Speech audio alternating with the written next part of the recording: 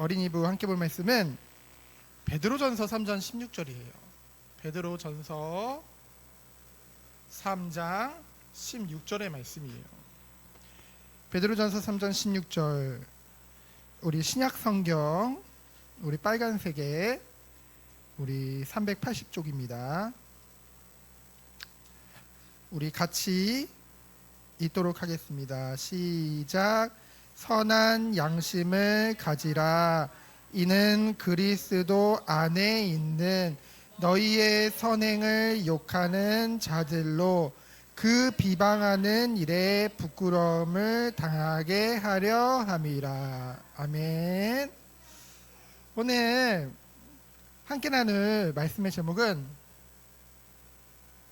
천국에서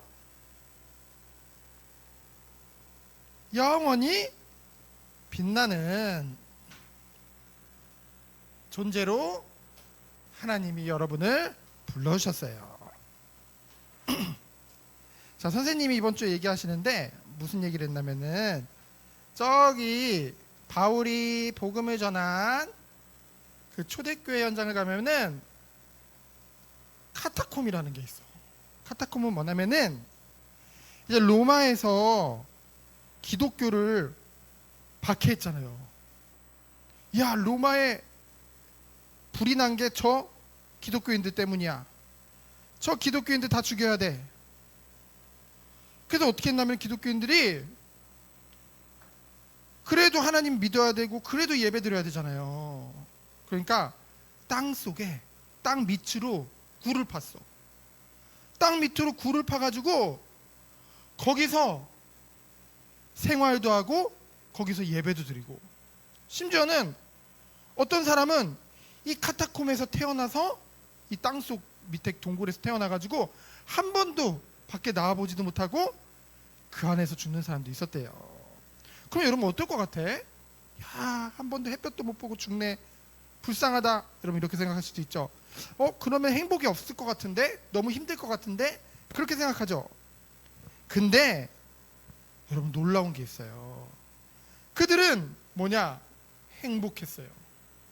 정말 행복했어요. 왜 행복했는지 아세요? 이 땅에서의 삶은 잠시고 그 이후에 영원한 천국의 삶이 기다리고 있다는 것을 믿었기 때문에, 예수님이 이 땅에 오시는 그날 부활의 몸을 입고 영원한 천국에서 영생의 삶을 살 것을 소망했기 때문에, 그래서 뭐예요? 그래, 이 땅에 때로는 힘든 일도 있고 어려운 일도 있지만은 다 지나가는 거죠. 영원한 삶은 어디에서의 삶이에요? 바로 천국에서의 삶이죠. 그것을 바라봤기 때문에 비록 이 카타콤이라는 땅속 깊은 동굴에서 살았지만은 그들은 행복했던 거예요. 자, 오늘 말씀을 통해서 여러분도 이 축복 가운데 들어갔으면 좋겠어요. 3장 1절로 7절에 보면은 아내와 남편에 대해서 얘기를 해요. 근데 이것을 통해서 우리는 무엇을 알 수 있냐면은, 하나님께서 우리에게 엄마, 아빠, 뭐 언니, 동생, 형, 누나, 이런 가족을 허락하셨죠. 그 가족 안에는 뭐가 있냐면요, 질서라는 게 있어요. 근데 중요한 게 뭐냐면은 이 가족 안에는 하나님을 믿는 사람들도 있고 안 믿는 사람들도 있죠. 그러면 저 가족은 하나님 안 믿으니까 무시해야지. 저 가족은 하나님이 안 믿으니까 모른 척 해도 돼. 맞을까요? 틀릴까요? 자, 하나님은 엄마와 아빠, 아내와 남편을 뭐로 불러주셨냐면 부부로 불러주셨어요. 부부는 한 몸이라고 했어요. 그렇죠? 한 몸이지만은 에베소서에 보면은 아내는 남편에게 복종하라고 했어요. 그렇죠? 그것이 맞다고 했어요. 이건 뭐냐? 하나님이 정하신 질서예요. 그렇죠? 그래서 이 시대에는 어떤 시대였냐면은, 이 로마, 이 초대교회 시대에는 어떤 일이 벌어졌냐면은 지금보다 더 이 가족의 머리가 남편, 뭐 그것도 당연한 거지만은 어쨌든 남편 중심으로 모든 게 다 돌아갔어. 쉽게 말하면 여러분이 이해하기 쉽게 남편이 대장이었어. 그래도 남편이 믿는 종교를 같이 믿는 게 당연했어요. 왜? 아내도 그 남편의 소유라고 생각을 했거든. 내 거라고 생각을 했거든. 그래서 내 거니까, 내 소유니까 내가 믿는 거 같이 믿어야지. 근데 예수님을 믿는 아내들이 자꾸 생겨나는 거야. 그 남편들이 어떨까? 화가 나겠죠. 아니, 유대교를 섬겨야지. 왜 저 예수님을 믿어? 화가 나잖아. 그럼 어떻게 했을까? 괴롭혔겠죠. 핍박했겠죠.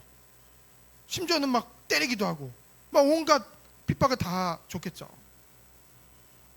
그런 일을 벌어졌을 때를 말하고 있는 거예요. 그때 뭐라고 했냐? 그 남편이 존경할 만해서, 너무 좋아서 그 사람에게 순종하는 것이 아니라 이것이 하나님의 뜻이니까 순종해라. 근데 무엇을 위해서? 그를 뭐하기 위해? 전도하기 위해 평상시에 삶을 선한, 그쵸? 그래서 남편이 막 핍박하는데, 막 괴롭히는데도 견디고 인내하며 하나님을 바라보며 끝까지 선하게 행동하는 거예요. 그렇죠? 도망가거나 남편을 미워하는 게 아니라 정말 그 생명을 두고 기도하면서, 그렇죠? 살아가는 거예요. 그러니까 결국은 남편이 어떻게 돼요? 어느 날 보고서 뭔가 다른데? 궁금한 거야. 그러니까 마음 문이 열리겠죠. 아, 나도 저 예수님을 믿고 싶다. 우리가 똑같아요. 우리가 가족 안에서도, 우리의 삶 가운데서도, 여러분이 학교를 가든 유치원을 가든 여러분 주변에 믿지 않는 친구들이 있어요. 그들에게 여러분들이 막 행동은 맨날 지각하고 맨날 막 학교에서 막 장난치다가 맨날 혼나고 막 이상한 짓 하다가, 야, 너도 예수님 믿어볼래? 그럼 그 친구들이 믿고 싶을까? 그 친구들 믿고 싶을까? 자, 진이야, 학교에서 막 친구들 막 괴롭히는 친구가 갑자기 야, 나 교회 다녀, 교회 가자 그러면 애들이 갈까? 너나 잘 믿어 이러겠지. 너나 잘 믿어 이러겠죠. 그래서 우리가 평상시에 삶을 어떻게 살아가느냐, 그것이 그만큼 중요한 거예요. 그렇죠? 그래서 세상 사람들이 아무리 이게 좋다 저게 좋다, 에이 그래도 우리가 남을 밟고 일어서야 내가 성공하지, 세상에서 아무리 그렇게 얘기해도 세상을 따라가는 사람들이 아니에요. 우리는 누굴 바라보면서 가는 거예요? 오직 예수님만 바라보면서 하나님의 뜻이 무엇인지 알고 가는 것, 그것이 바로 구원받은 하나님의 자녀인 줄 믿습니다. 그래서 모든 사람과의 관계 속에 여러분들은 무엇을 해야 되냐? 사랑과 선행으로.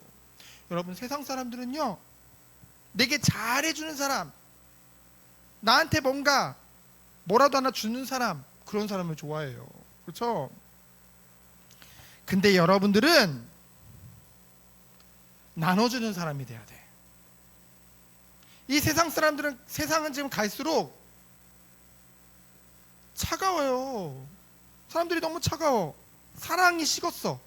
사랑이 없는 시대를 우리는 살고 있어요. 다들 자기밖에 몰라요. 무관심해요, 다른 사람에게는. 다들 요즘 식당 가봤죠? 가족들끼리 얘기하면서 밥을 먹는 것이 아니라 다들 핸드폰 보면서 밥 먹어요. 저기 카페 가잖아요? 카페는 보통 얘기하러 가는 거거든요. 대화하러. 근데 앉아서 각자 핸드폰 보고 있어. 대화 안 하고. 그렇죠? 차가워요. 무관심해요. 근데 여러분들은 예수님의 사랑이 있잖아요, 여러분에게는. 우리는 불쌍히 여김을 받고 사랑을 받을 만한 존재가 아니었어요. 우리는 하나님의 말씀을, 하나님과의 약속을 어겼다니까요. 그래서 하나님의 진노가 임했어요. 근데 하나님은 그러한 우리를 사랑하셨어. 오래 참으셨어. 그래서 우리를 위해 심지어는 십자가에서 죽으셨어. 부활하셨어. 그렇죠? 그 값없는 사랑, 그것을 누가 받은 거예요? 우리가 받은 거예요. 여러분이 받은 거예요. 너무나도 뜨거운 하나님의 사랑을 받은 거예요. 뜨거운 사랑이 여러분 마음속에 있죠. 그렇죠? 뜨거운 사랑이. 그래서 하나님이 뭐라고 말씀하셨어요? 하나님이 주신 제 첫 계명, 하나님을 사랑하고 누구를 사랑해야? 이웃, 여러분 주변에 있는 모든 사람을 사랑할 수 있는 사람으로 여러분을 불러주신 거예요.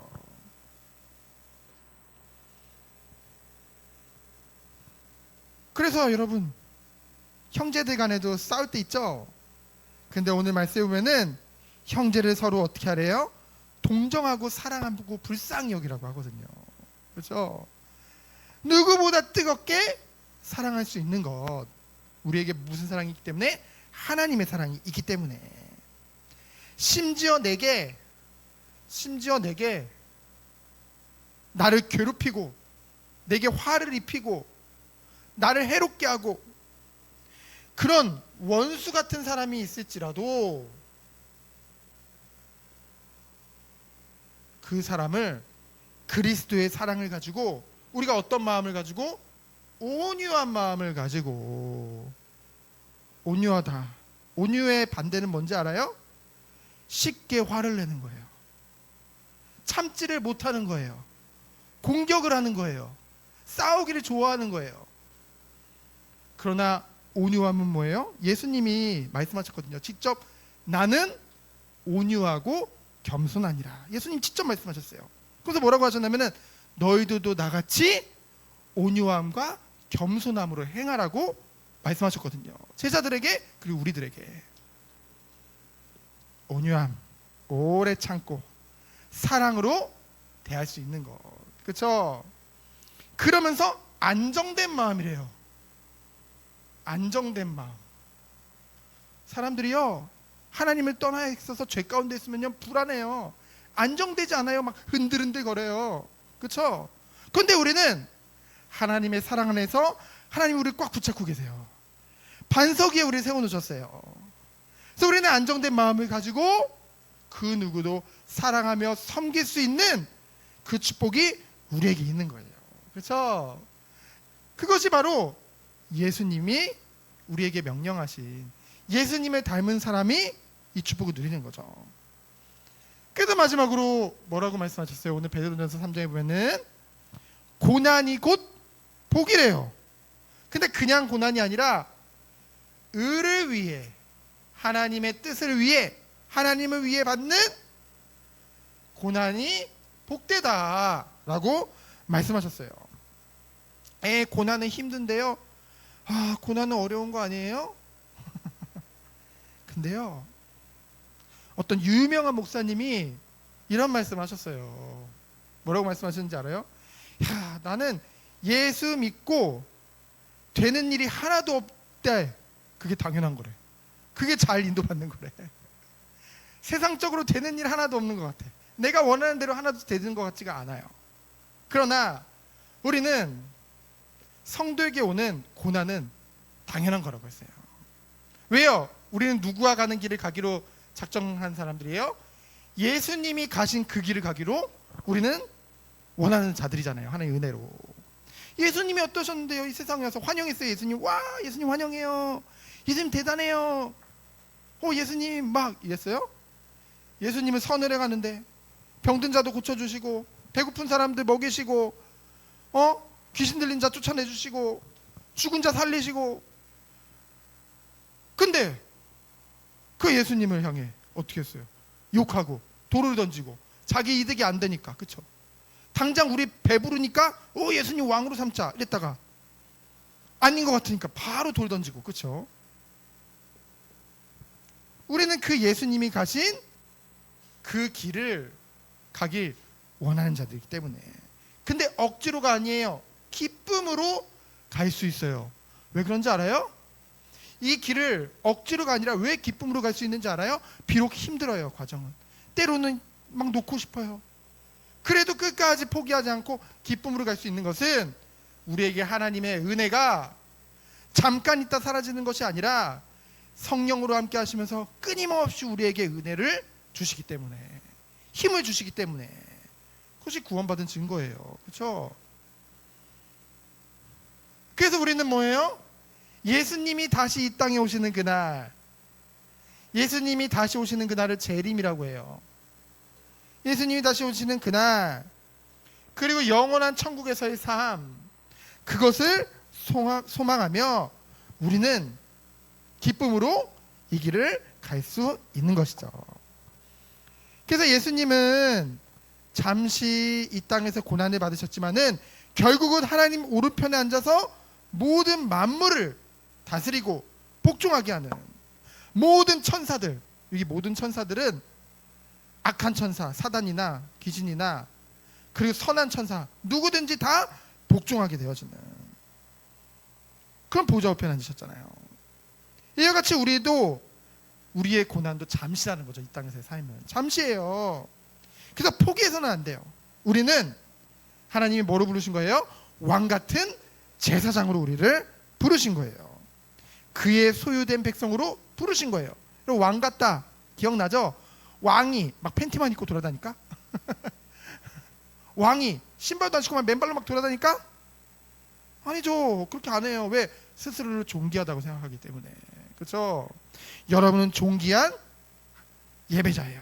하나님의 자녀예요. 하나님의 소유된 백성이에요. 그래서 여러분이 어떤 상황 속에서도 당당했으면 좋겠어요.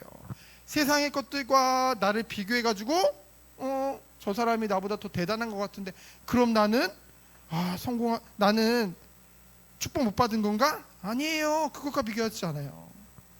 여러분은 하나님이 약속하셨어요. 하늘의 별과 같이 이 예수 그리스도의 이 복음을, 이 하나님의 사랑을 전달하는 여러분들은 하늘의 별과 같이 밤하늘의 별처럼 천국에서요 길이길이 빛나는 그런 아름다운 존재로 우리를 축복하실 거예요. 그것을 바라보며 승리하는 우리 귀한 어린이 부대 되어지기를 예수 그리스도 이름으로 축원드립니다. 시간 기도합니다. 하나님 감사합니다. 그리스도의 은혜 안에서 날마다 승리하는 우리 귀한 주의 자녀 되도록 주께서 축복해 주세요. 예수 그리스도 이름으로 기도합니다. 아멘.